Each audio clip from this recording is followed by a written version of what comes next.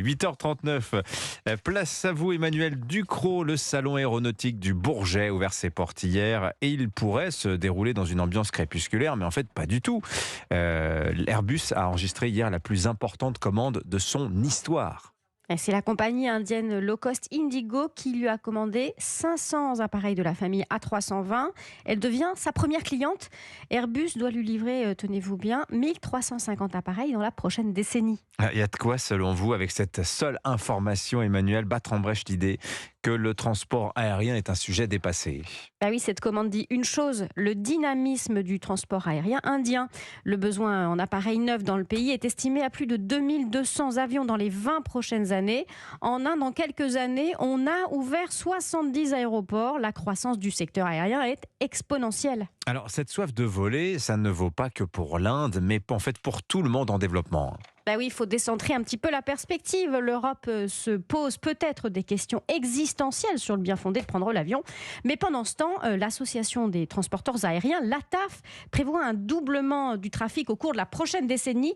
4,3 milliards de passagers seront probablement transportés en 2023. Ce sera donc 8,6 milliards en 2033.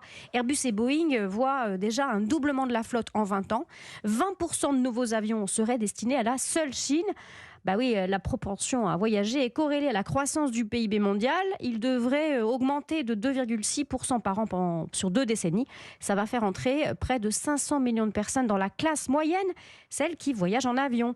Bah oui, les voyages en avion, ça sera toujours pour les plus aisés, mais ces plus aisés seront de plus en plus nombreux sur la planète. Alors l'autre paradoxe, Emmanuel, c'est que plus le transport aérien transporte et rejette du CO2, et plus il faut acheter des avions. Pourquoi ? Eh oui, parce que 60% de la flotte mondiale a plus de 8 ans et elle est composée d'engins d'ancienne génération. Si on veut limiter les dégâts et le CO2 en attendant l'aviation net zéro qui est prévue potentiellement pour 2050, eh bien les transporteurs doivent s'équiper d'appareils de nouvelle génération, ceux qui économisent 20% de kérosène par rapport à la précédente.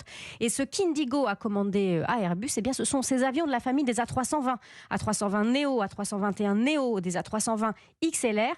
C'est ce qui se fait de plus économe dans la gamme Airbus. Alors c'est vrai, c'est bien, c'est économe, mais il va falloir faire encore mieux que ça, hein.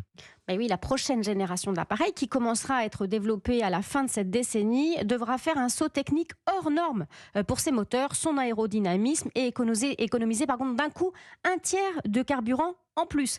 Et puis, alors, il y a tout un travail de décarbonation autour de l'aviation. Il faut développer et produire des carburants verts à base d'huile usagée, de déchets végétaux ou même d'hydrogène de l'air. Il faut aussi pousser tout ce qui permet de faire des économies, le guidage, le cadencement des avions pour grappiller quelques pourcents d'économies. Et là, on aura des apports précieux de l'intelligence artificielle. Et puis, on n'oublie pas toutes les opérations au sol qu'il faut aussi décarboner. Tout ça, ce sont des quantités de chantiers passionnants autour de l'aéronautique. Mais quand on écoute les Jean-Marc Jancovici, les Camille Etienne, tous les écologistes qui s'intéressent à ces questions, ils demandent tous la limitation des vols, en fait une décroissance du transport aérien. Je suis navrée de les décevoir, mais ça n'en prend vraiment pas le chemin à l'échelle du monde. Autant dire qu'il va falloir cravacher pour rendre le secteur propre parce qu'on ne va pas l'arrêter. Alors, ça peut peut-être paraître contre-intuitif à nos auditeurs, mais s'ils ont à la maison un adolescent qui se demande ce qu'il fera dans le futur et qui est passionné d'aéronautique, bien surtout, il ne faut pas le décourager. Il y a du travail utile pour des décennies dans l'aéronautique. Merci beaucoup Emmanuel Ducrot du journal L'Opinion. Bonne journée à vous, on se retrouve demain.